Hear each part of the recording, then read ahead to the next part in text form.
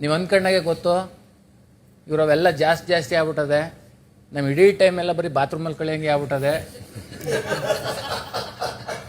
ಸ್ನಾನ ಮಾಡೋಕೆ 1 ಅವರು, ಆಮೇಲೆ ತಲೆ ಒರ್ಸಕ್ಕೆ ಅರ್ಧ ಗಂಟೆ, ಅಲ್ಲಿಂದ ಇಲ್ಲಿ ಬಂದಾದ್ಮೇಲೆ ಇದು ಅದೇನೋ ಡ್ರೈವ್ ಮಾಡ್ಕೊಳಕ್ಕೆ ಅಷ್ಟೊತ್ತು. ನನ್ನ ಜೀವನದಲ್ಲಿ ಯಾವ ಹೀರೋಯಿನ್ನು ಇಷ್ಟೊಂದು ಐಟಮ್ ಇಟ್ಕೊಂಡು ಮಾಡ್ತಾರೆ ಅಂತ ನಾನು ನೋಡಿರೋಕ್ಕೆ ಸಾಧ್ಯ ಇಲ್ಲ.